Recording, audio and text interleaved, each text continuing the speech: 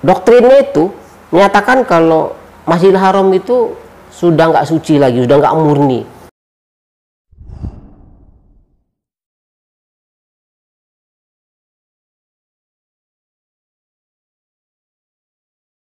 Assalamualaikum warahmatullahi wabarakatuh. Nama saya Ade Irwantri. Saya domisili di Jambi sekarang. Tepatnya di daerah Pasir Putih, Jambi Selatan. Sejak kapan Pak masuk ke dalam Islamnya Pak? Saya itu mengenal Islam Jamaah, atau mungkin saya dulu kenalnya dengan istilah Jokam ya. Itu sejak saya dikenalkan oleh guru. Beliau guru ngajar, wali kelas saya kebetulan ngajar fisika, dan ternyata belakangan saya ketahui kalau beliau adalah seorang guru juga di Jokam, mengajarkan tentang rohis Islam waktu itu di SMA. Kebetulan saya waktu itu OSIS. Nah, beliau masuk gimana caranya kegiatan rohis Islam di SMA saya itu tuh berkembang, dan beliau mengajak untuk mengadakan pengajian, dan saya tertariknya karena pengajian ini agak unik. Kenapa? Pertama, dia langsung ke hadis, Al-Quran dan hadis, dan saya tahu kalau selama ini saya belum pernah mempelajari gitu loh. Apa itu hadis, saya sudah tidak tahu. Itu awal saya tertarik, awal mulanya itu. Jadi awalnya memang karena kegiatan di SMA saya itu, supaya berkembang saya bikin pengajian. Kemudian yang bikin tertarik lagi, beliau ngajarnya itu nggak di masjid, tapi di rumah secara privat. Jadi kita bebas itu bertanya gitu kan. Dan menariknya ya dia langsung ke hadisnya. Dan terus terang aja, selama saya belajar agama dari SD, SMP, SMA, yang namanya hadis itu saya nggak tahu. Jadi dia perkenalkan, ini hadis Bukhari, ini hadis Muslim. Jadi, dan di situ tertarik, saya kepengen belajar Islam dengan benar gitu. Itu posisi di mana Pak waktu awal belajar? Saya itu tuh masih saya ingat itu kelas 2 SMA di Jambi. Saya dari kecil di Jambi, SD, SMP, SMA di Jambi. Kemudian beliau ngajak saya itu waktu kelas 2 SMA. Di Jambi waktu itu posisinya. Terus sampai ke proses sampai ke bayat itu berapa lama? Oh ya, di soal beat ya. Belakangan saya tahu kalau ternyata di Islam yang dulu saya anut itu, aliran yang dulu saya anut itu ternyata ada beat gitu loh. Nah, beatnya itu pertama saya bingung, itu beat itu apa kan gitu loh. Kemudian dijelaskan beat itu kalau mau sah Islamnya ya kita harus beat kan gitu loh. Pertanyaannya itu, dia nanya saya kan gitu loh, kamu kan dari kecil nggak pernah menyatakan Islam kan gitu kan gitu. Ya saya belum pernah menyatakan Islam secara pribadi, saya belum menyatakan Islam. Saya Islam karena bapak saya Islam, ibu saya Islam kan gitu. Tapi saya belum pernah menyatakan saya Islam. Nah itu, beliau meyakinkan, kamu harus menyatakan kalau kamu tuh Islam, baru sah Islamnya gitu. Nah jadi dengan begitu kan saya agak gimana ya, agak khawatir, berarti Islam saya nggak sah ini kan gitu loh. Saya harus beat kan gitu loh. Nah jadi setelah saya kuliah ke Jakarta, saya ketemu kawan di Jakarta. Kemudian di Jakarta itu mereka mengadakan kajian-kajian dari rumah ke rumah, bukan di masjid, tapi bukan di masjid umum. Itu dari rumah ke rumah, itu seperti privat. Nah di situ apa namanya, dijelasin apa itu beat segala macam kan. Kemudian saya nyatakan beat di apa namanya Islam yang dulu saya anut itu tahun 93 sampai akhirnya saya sadar kalau ternyata itu hal yang salah dan mungkin bisa dibilang sesat gitu kan, bisa dibilang saya sesat itu sejak tahun 2018. Jadi dari 1993 sampai 2018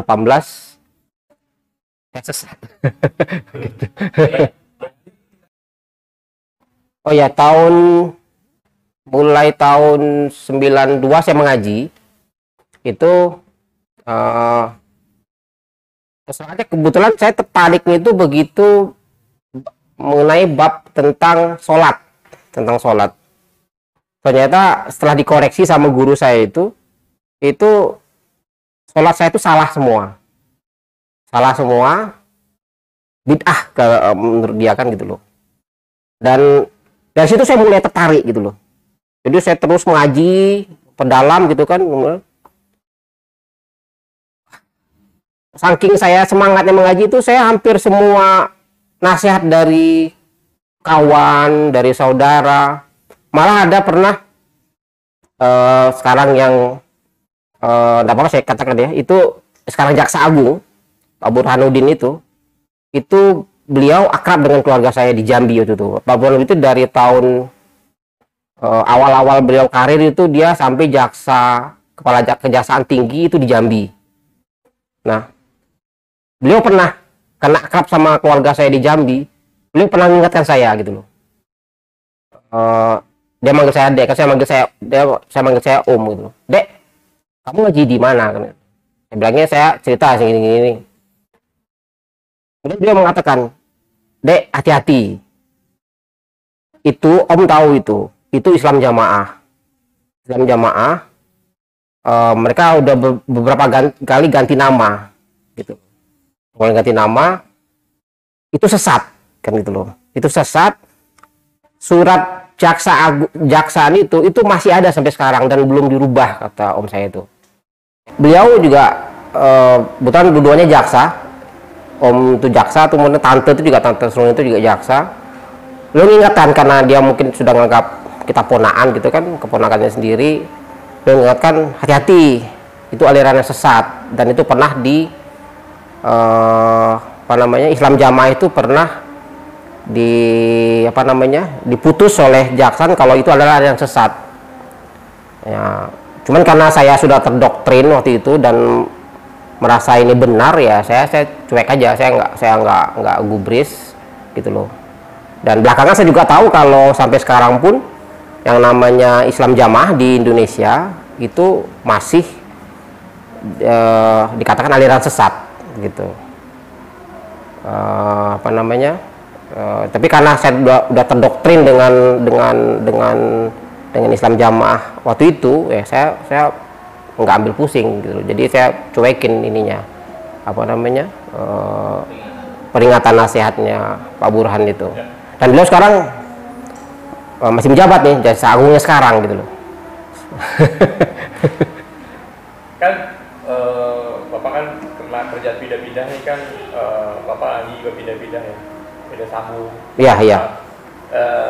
Kemana aja Pak? Coba Pak bisa dijelasin Pak. Oh iya, kalau boleh sedikit saya pekerjaan saya kebetulan harus membuat saya pindah-pindah karena saya montir pesawat, teknisi pesawat udara.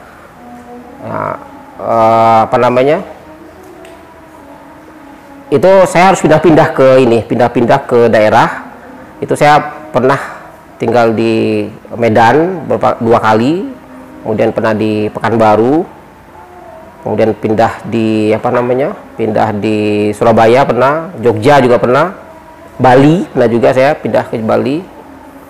Nah, salah satu yang membuat saya juga terdoktrin lagi nih, kuat di Islam Jamaah itu, tiap saya pindah itu saya dapat surat gitu loh,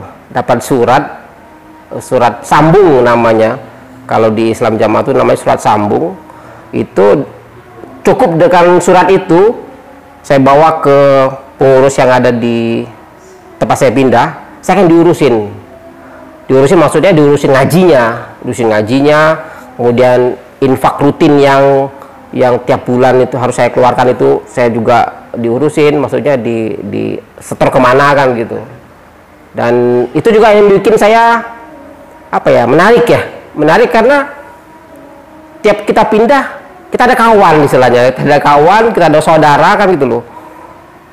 Jadi seperti ya cerita-cerita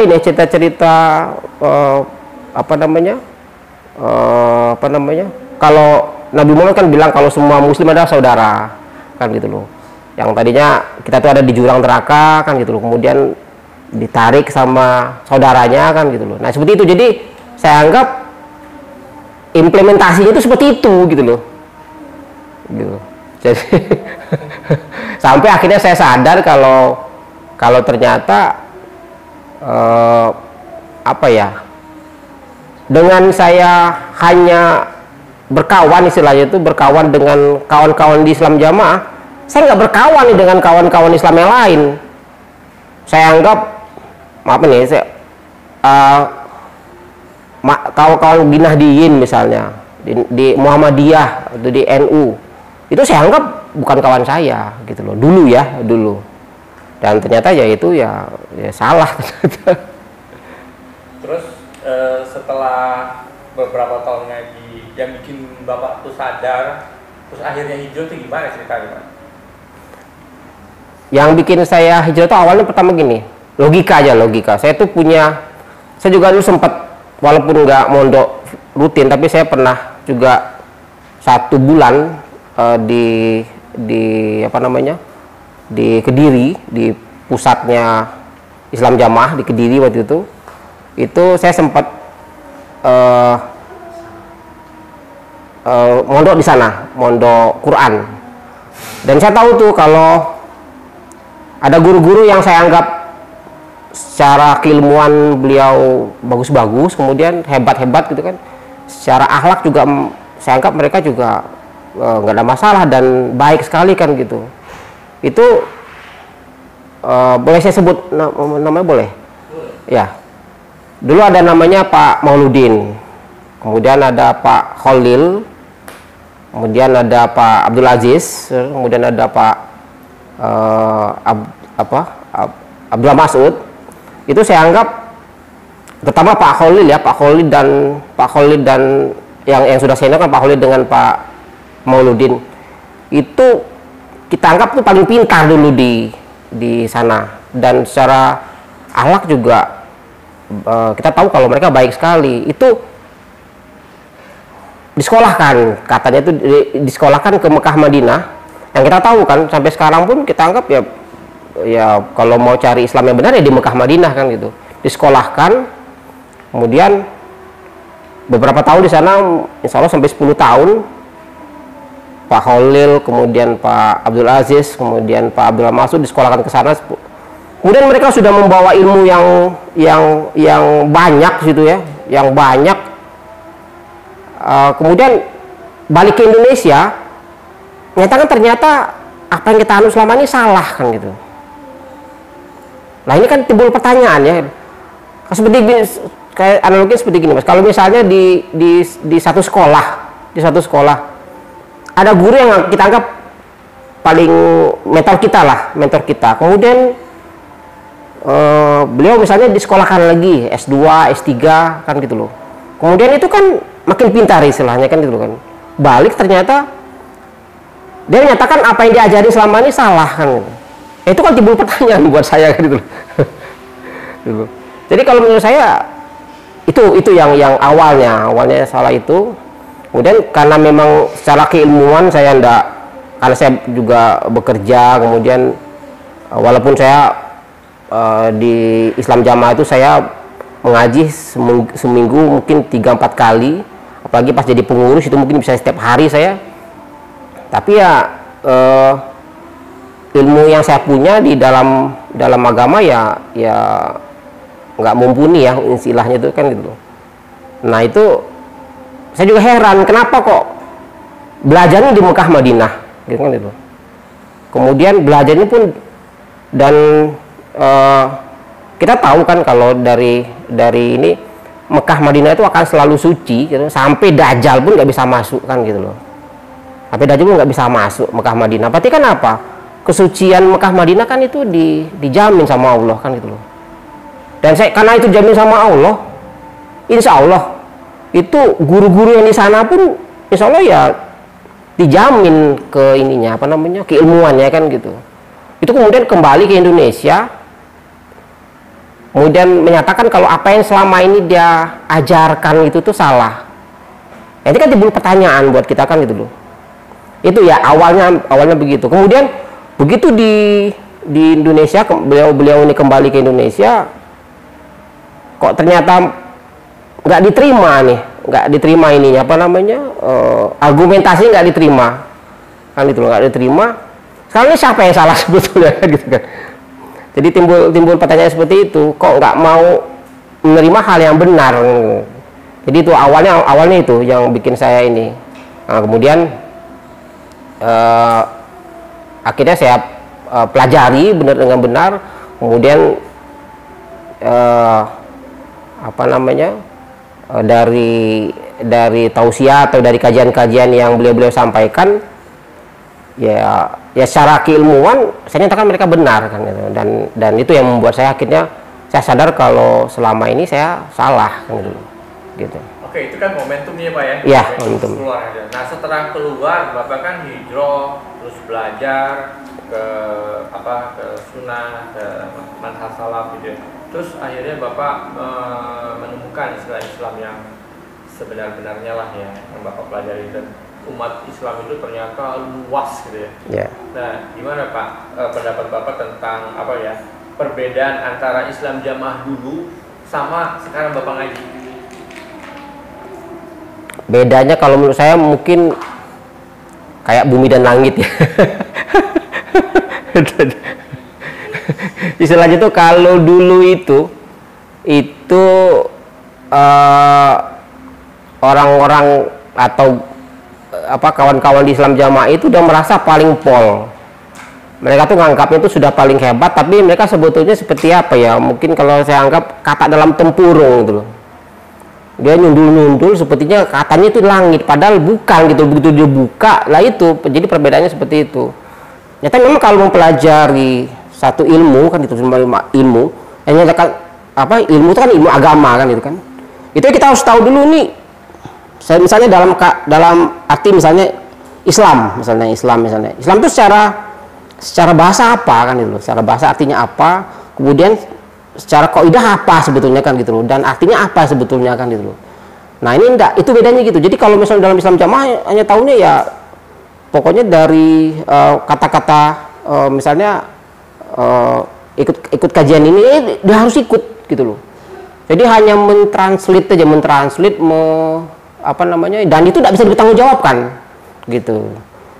Jadi ya bedanya jauh Mas, jadi bisa dibilang saya dulu salah kaprahnya akhirnya menyebabkan saya sesat gitu loh. Karena yang beratnya itu soal akidah masalah. Kalau cuman jadi tentang kata-kata apa itu jamaah, apa itu tentang beat, kemudian apa itu tentang keamiran misalnya kan, itu ternyata salah semua gitu loh. Jadi mereka hanya mentranslate ke bahasa Indonesia dan itu nggak bisa dipertanggungjawabkan gitu. Padahal kan kita tahu ya bahasa Arab itu tuh saya ingat kajian Ustadz Belanda juga menyatakan saya dapat ilmu kalau diturunkannya Nabi Muhammad ke Mekah, ke Mekah, kemudian itu tuh zamannya Quraisy gitu kan, itu kan salah satunya bahasa Arab itu tuh menjadi andalannya orang Quraisy gitu kan, orang Quraisy. Jadi secara sastra, secara itu bahasa Arab itu tinggi ininya, itu mungkin kita katakan tingkat kesulitannya tinggi kan itu. Jadi bahasanya itu bahasa yang sudah hebat. Nah, dan itu yang kemudian Nabi Muhammad datang yang tadinya Nabi Muhammad buta sama sekali tentang ini, tahu-tahu kok tahu kan gitu. Berarti kan itu menyatakan juga kalau Nabi Muhammad itu adalah apa namanya, benar, kalau beliau itu memang diutus sama Allah kan. Jadi seperti itu. Jadi kalau mempelajari apa namanya, mempelajari sesuatu tentang Islam, tentang agama, ya harus tahu dulu, harus secara bahasa, kemudian secara arti, kemudian ini dapat dari mana kan gitu loh. Dapat dari mana kan. Kalau dulu begini Mas, dulu tuh mereka mendoktrin saya gini, ilmu itu harus bersanad gitu loh. Saya dulu sanad tuh nggak ngerti sanad seperti apa. Beliau itu sanad itu gini Mas, katanya dia ceritakan kan gitu loh. Sanad itu tuh Nabi menceritakan kepada misalnya sahabat menceritakan lagi kepada tabiin misalnya. Tabiin menceritakan terus sampai akhirnya dulu ada namanya Pak Kiai Haji Nur Hasan yang pertama kali Islam Jamaah di Indonesia itu. Beliau katanya itu mempelajari Islam di sana dan dia udah menerima itu sanadnya kan gitu loh. Dan beliau Pak Kiai Haji Nur Hasan ini apa namanya, ngajarin ke murid-muridnya terus sampai akhirnya yang ngajarin saya itu juga dapat sanad dari apa namanya, dari gurunya, dan itu disampaikan ke saya. Jadi itu maksudnya mereka itulah Mas, memurnikan agama itu seperti itu gitu loh. Jadi istilahnya itu kalau kita apa ya, kalau kita keran air itu dari misalnya dari PDAM sana kan, dari PDAM ke rumah kita itu bersih. Karena apa? Karena memang salurannya satu kan gitu loh. Pengertian saya dulu seperti itu tentang sanad, ternyata nggak semudah itu. Ternyata nggak seperti itu kan gitu loh. Jadi sekarang saya ketahui kalau mempelajari tentang agama, tentang Islam, ya harus harus tahu literaturnya apa kan gitu. Literatur dibikin sama siapa? Ya sama ulama. Ulama ini dari mana? Ulama ini dia dapat dari sahabat, bisa dari tabiin, bisa dari sahabat kan gitu loh.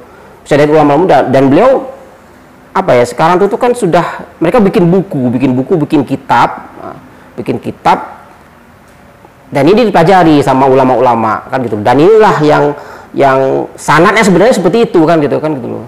Jadi bukan sanad yang dulu saya anggap benar itu kan gitu. Jadi itu bedanya jauh Mas. Apa namanya, Bapak, teman-teman udah banyak tahu belum setelah Bapak ini hijrah gitu, teman-teman udah banyak tahu belum? Terus ada yang tahu terus akhirnya yang ngeblok kah nomor telepon apa gitu, cerita ada nggak?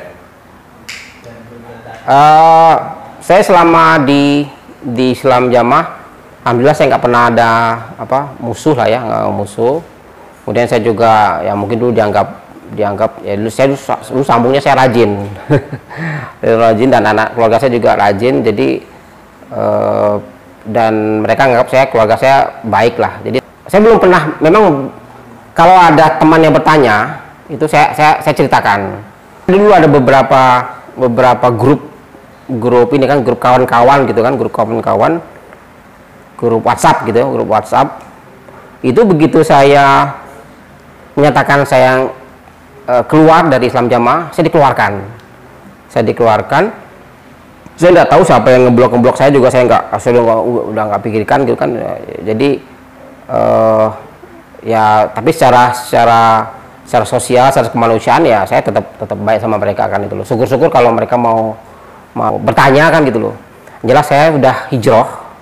Saya udah hijrah dari Islam yang saya anggap sesat, dan itu saya pelajari itu kesesatan itu bisa membawa saya ke neraka gitu Mas, neraka.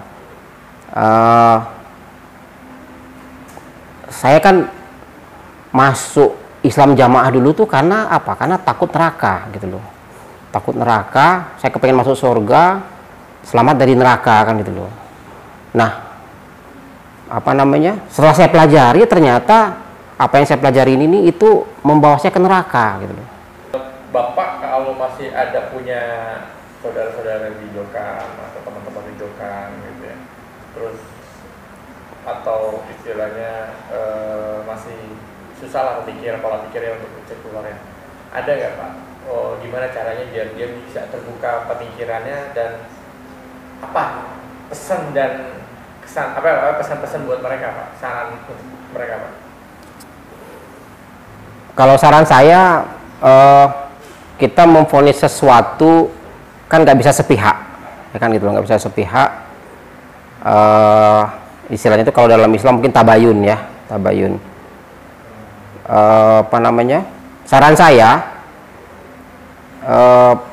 coba dengarkan, open mind lah, open mind kan gitu loh, open mind. Apa namanya? Apa sih yang membuat kalau ulama-ulama yang tadi saya sebutkan itu tuh menyatakan kalau apa yang dulu mereka pelajari loh, apa yang mereka pelajari dan apa yang mereka ajarkan itu salah kan gitu loh. Jadi kan apa namanya ya, saran saya ya coba melihat lah, mau melihat kalau misalnya umpamanya kawan-kawan saya itu menganggap kalau Islam Jamaah itu paling benar kan gitu loh. Kenapa masih takut kan gitu loh? Kenapa masih takut berargumentasi? Bukan berargumentasi ya, maksudnya bukan adu otot segala macam, tapi kenapa masih takut mempelajari itu kalau memang itu kalau memang yakin kan gitu loh. Kalau kita yakin misalnya kan gitu. Misalnya apa namanya? Misalnya ada kita nih misalnya guru karate misalnya saya sudah dan 3 misalnya kan dulu dan 3. Kan terus ada kawan dari misalnya dari taekwondo misalnya kan gitu loh, ngajak sparring kan gitu loh. Kalau kita yakin dengan keilmuan saya tidak takut kan, coba adu ilmu sama dia kan gitu kan, mana yang menangkan gitu kan gitu, mana tahu apa yang dia apa namanya, mungkin apa pukulan saya itu mungkin salah ternyata selama ini kan gitu kan, kenapa mesti takut kan gitu. Jadi nggak fair dong kalau misalnya hanya katanya aja kan, kemudian nggak mau melihat kan gitu loh, nggak bisa begitu. Apa namanya, kemudian pertama itu, yang kedua coba lihat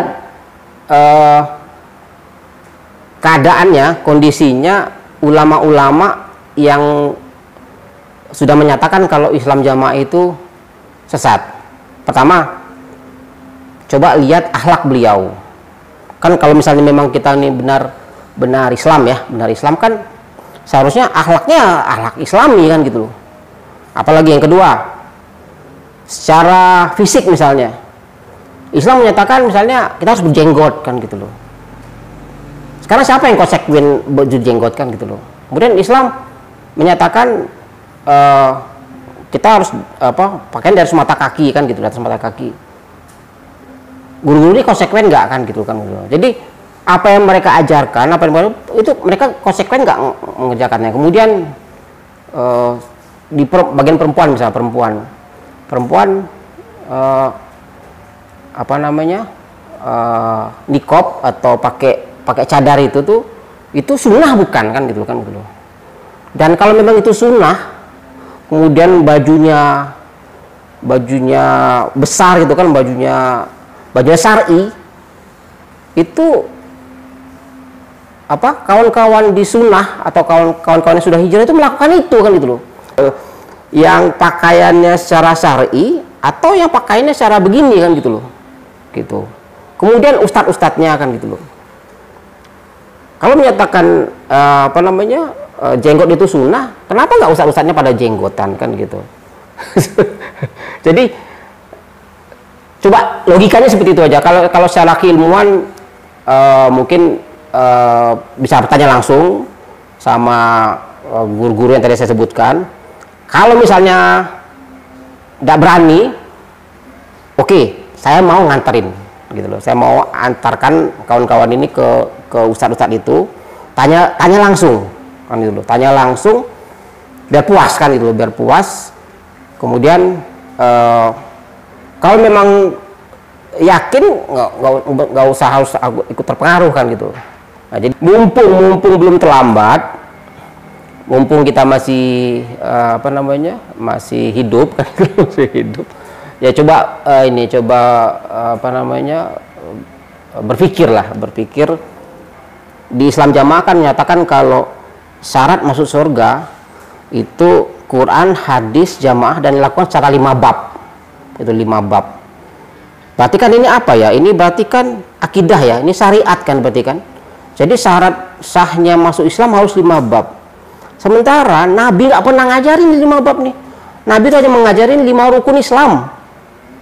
Kemudian 6 rukun iman kan gitu loh. Itu. Jadi Nabi itu tuh nggak pernah mengajarkan itu. Nah sementara di Islam jamaah itu jadi syariat. Apa yang namanya bukan akidah namanya kan gitu loh.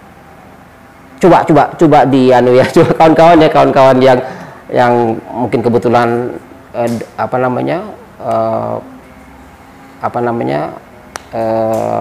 nonton saya ini atau ini, coba logikanya kok syarat sah masuk surga itu tuh pakai 5 bab. Ada nggak di Islam dipelajari 5 bab gitu loh. 5 babnya ini ya, 5 babnya Islam jamaah ya atau jokam ya. Berarti kan itu apa? Akidah, syariat gitu kan dulu. Sementara kan Nabi mengajarkan syariat itu hanya 5 rukun Islam itu. Pelajari dulu kan. Sementara saya ini terus terang Mas, saya selama di jokam nggak pernah mempelajari rukun Islam. Saya nggak mempelajari rukun iman gitu loh. Saya hanya belajar itu waktu SD gitu loh. Dan alhamdulillah sekarang saya ikut kajian Ustadz Abdullah Roy secara rutin. Saya mempelajari itu semua.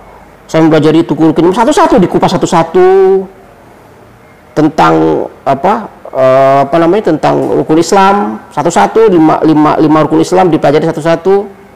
Kemudian rukun iman juga dipelajari satu-satu. Tauhid gitu loh. Tauhid dipelajari gitu. Tauhid itu apa kan gitu loh. Akidah itu apa kan gitu loh. Yang selama ini saya enggak ada kan gitu loh. Kemudian fikih itu apa kan gitu loh. Saya enggak pernah dipelajarin itu di situ. Jadi sementara kan Islam ini seperti itu kan gitu. Dari zaman Nabi lu kan seperti itu kan gitu loh. Dan logikanya gini Mas, kalau kita mau ini ya mau berpikir tentang yang tadi misalnya kata-kata jamaah itu apa sih sebetulnya kan gitu loh, artinya yang sebenarnya jamaah itu aja satu aja pelajarin tentang jamaah kan gitu, tentang jamaah. Coba pelajarin. Jadi seperti misalnya kayak kalau di bahasa Indonesia Mas, kita kan ada namanya ejaan yang disempurnakan ya, ada ejaan yang disempurnakan. Jadi kalau misalnya kita menemukan satu kata yang nggak jelas buat kita kan, misalnya tentang menyongsong, ejaan yang disempurnakan itu apa sih artinya, kata-kata itu apa kan. Kita kenapa kok mau pelajari ejaan yang disempurnakan? Kenapa? Dia dibuat oleh ahli-ahlinya bahasa Indonesia kan gitu loh, ahli-ahlinya bahasa dia mau pelajari, dan itu sudah disahkan dan diperiksa sama ahli-ahli bahasa yang lain kalau ejaan yang disempurnakan benar gitu loh. Jadi itu jadi acuan, jadi literatur lah. Nah seperti dalam keilmuan juga seperti itu. Misalnya kata jamaah itu sudah dibuat gitu loh, literaturnya sudah ada gitu. Literaturnya siapa yang bikin? Ya ulama dulu gitu loh, ulama dulu yang kalau kita katakan ulama salaf kan dulu, sebetulnya kan mereka kan alergi ya dengan kata salaf ya, kata salaf. Padahal kan salaf itu kan ya dulu, maksudnya kan gitu loh. Dulu tuh siapa? Dulu tuh ya ulama-ulama dulu, salafus soleh itu gitu loh. Salafus soleh siapa? Yang sudah dijamin sama Allah.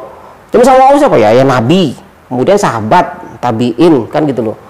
Kemudian orang yang mungkin tabiin itu yang sudah 3 generasi ini yang dijamin sama Allah. Dan ulama-ulama setelah itu membuat buku, membuat kitab. Literaturnya dari mana? Dari 3 golongan ini gitu. Jadi tentang kata jamaah itu sudah dibuat, artinya literaturnya ini seperti itu. Itu kalau ini secara keilmuan ya. Jadi ya begitu. Kalau menurut saya mumpung masih diberi Allah umur ya kan, hidup, berarti Allah masih apa namanya, masih memberi kita kesempatan sebelum apa namanya, sebelum terlambat. Sebelum terlambat itu ya sebelum kita meninggal, ya pelajarin dulu. Kalau misalnya nanti setelah dipelajari kemudian nggak masuk dan masih yakin, ya itu monggo silakan kan gitu loh. Itu mudah-mudahan apa namanya, kalau kita memang diingatkan dengan baik kan, ya insya Allah tujuan kita memang dari awal. Saya terus terang aja, awal ngaji di Islam Jamaah itu tuh kepengennya sama itu, belum ada yang mengajak saya kepengen masuk surga selamat dari neraka. Nah jadi supaya benar-benar tujuan itu tercapai, ya monggo, ya kan, apa tadi yang saya sampaikan, apa namanya, apa namanya, dilakukanlah. Mudah-mudahan Allah memberi taufik dan hidayah. Pendapat Bapak tentang doktrin, bukan doktrin, ijtihad ya Pak ya, sampai melarang untuk kita nonton YouTube gitu ya, terutama malah banyak keilmuan di situ kan. Gimana Pak menurut Bapak, Pak? Ya apa ya, YouTube, kemudian Facebook ya, kemudian apalagi ya, mungkin Twitter ya, yang bisa dilihat sama umum ya, itu kan bisa dilihat oleh semua orang kan, oleh semua orang. Maksudnya misalnya nih Ustadz Khalil atau Ustadz Abdul Masud membuat kajian tentang akidah misalnya, itu beliau upload di YouTube. Ini logika juga nih, ini logika aja nih kawan-kawan ya, ini logika lagi nih, upload di YouTube. YouTube itu bisa diakses siapa aja kan gitu loh. Di Indonesia itu kan nggak cuman beliau-beliau ini yang punya ilmu, bukan cuman Pak Khalil aja yang pintar, bukan cuman Pak Abdul Masud aja yang pintar, banyak ulama-ulama pintar di Indonesia ini. Kalau misalnya ada yang salah, pasti mereka koreksi, pasti mereka kritik kan gitu loh. Kalau memang apa yang upload di YouTube itu salah kan gitu loh, pasti mereka koreksi, mereka berkritik. Kalaupun mungkin, apalagi sekarang ya, mungkin disomasi kan gitu loh, disomasi ini nggak benar, ini disomasi ini secara hukum salah ini kan gitu loh. Mereka berani gitu loh. Kemudian ada keluar ijtihad, jangan menonton itu gitu loh. Coba logikanya kebalik nggak Mas? Ya kan, logikanya kebalik nggak kan gitu loh, menyatakan jangan nonton itu kan gitu loh. Jadi kita nggak boleh menonton satu hal kebenaran gitu loh. Logikanya seperti itu kan. Coba perintah amir yang misalnya perintah itu maksiat misalnya, kan jangan diikutin ya kan gitu loh. Ya sekarang gini, perintahnya itu kita jangan menonton kebenaran. Kita nggak boleh nonton kebenaran loh. Itu namanya bukan maksiat, apa namanya itu kan gitu kan gitu. Kan gitu loh. Kenapa kok dibilang saya benar? Kan yang tadi saya bilang tadi itu, kalau misalnya itu salah, pasti dikritik Mas. Ya kan? Yang pintar-pintar bukan beliau-beliau aja kok di Indonesia kan gitu loh. Gitu loh. Banyak ulama-ulama yang lebih pintar, dan apalagi sekarang ya. Sekarang kita salah bikin konten aja kan, bisa disomasi kan gitu kan gitu kan. YouTube itu bisa dilihat siapa aja kan gitu loh. Jadi ya kenapa mesti kita tutup-tutupin kan gitu loh. Kenapa mesti di ini kan gitu loh. Terus satu lagi ya, seperti tadi itu, kalau misalnya memang yakin, kenapa takut nonton? Kalau yakin benar kan gitu loh, kenapa takut kan gitu loh.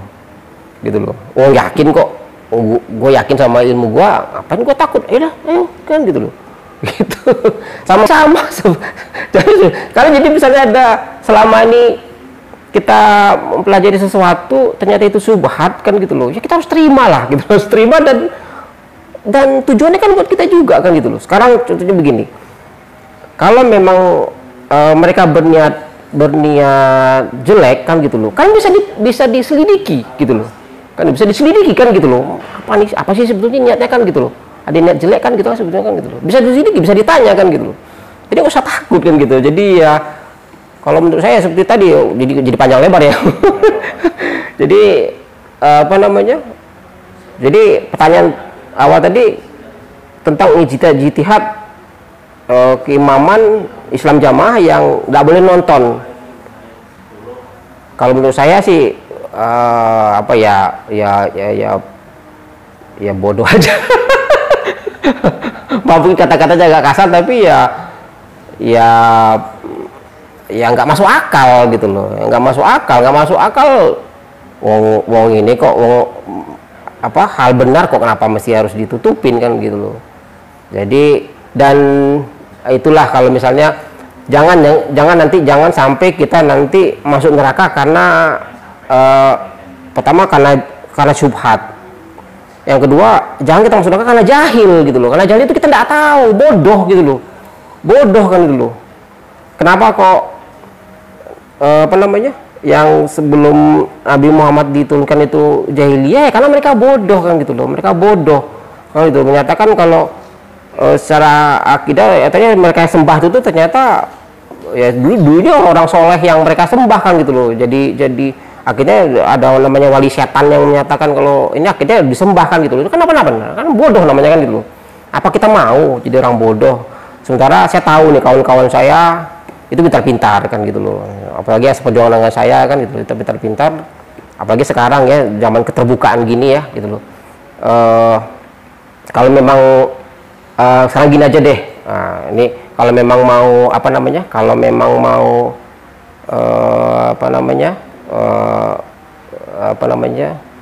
argumen ya kan gitu. Itu yang YouTube yang dianggap misalnya Ustadz Khalil misalnya bikin kajian tentang YouTube ini, bawa itu ke MUI misalnya. MUI itu tuh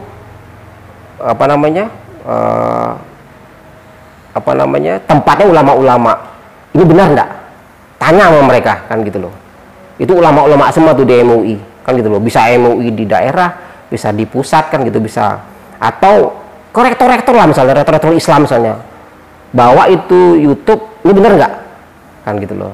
Suruh mereka pelajari kan gitu loh. Gitu. Kalau memang penasaran kan gitu loh. Tapi kalau misalnya cuman cuman taat doang gitu loh, itu kan namanya apa ya, kan itu namanya gulu ya, gulu itu namanya kan doktrin ya, gulu. Sementara Nabi sendiri nggak ngajarkan gitu. Nabi jangan gulu ke saya kan gitu loh, saya itu hanya menyampaikan kata Nabi kan gitu. Jadi kalau misalnya tentang itu tadi ya mungkin bodoh aja kalau itu mungkin. Ada ini nggak Pak? Ada cerita-cerita yang berkesan nggak? Lucu nggak waktu pas ada di Islam Jamaah Pak? Terutama yang mungkin yang aneh-aneh lah. Pernah pengalaman gitu? Wah kalau yang aneh banyak. Jelas nih Mas ya. Dulu itu tuh waktu saya di Islam Jamaah, apalagi awal-awal beat itu tuh. Dalam hati saya nih, terus terang dalam hati saya nganggap bapak saya kafir. Padahal bapak saya Islam dari kecil, kan itu loh. Dan bapak saya imam masjid, masjid di depan masjid, bapak saya itu imam masjid, gitu loh. Saya menyatakan karena apa? Karena sholat bapak saya itu tuh saya anggap salah, nggak sama dengan seperti saya pelajari kan gitu loh, gitu. Dan ternyata fikih itu banyak kan gitu loh, fikih yang masuk aja ada 4, belum fikih-fikih yang lain yang kita tidak ketahui, yang banyak itu yang nggak ini. Jadi saya nyatakan dulu kalau misalnya sholatnya nggak sama-sama saya nyatakan bapak saya kafir, ibu saya kafir kan itu loh. Itu mungkin yang saya mungkin saudara-saudara saya yang nggak mau ikut saya itu saya anggap kafir kan itu. Itu bukan lucu ya, tapi serem kan. Dan ternyata saya pelajari ya itu apa bedanya dengan dulu kaum takfiri kan, khawarij kan, khawarij sampai kalau mungkin sekarang mungkin kan dia di Suriah ya, ISIS itu kan khawarij ya, khawarij. Nah itu juga, ini lucu lagi nih, mereka itu kan, oh kita kan nggak khawarij, kita kan nggak takfiri, kita kan nggak kita nggak membenci Ali kan gitu loh. Logikanya kan aneh kan gitu loh.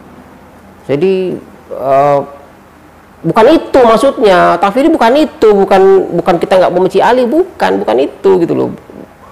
Menganggap selain kita salah, Islam selain kita salah kan gitu. Itu hal lucu kan menurut saya. Kemudian lucu lagi gini Mas, ini bener-bener nih apa namanya, dulu awal saya itu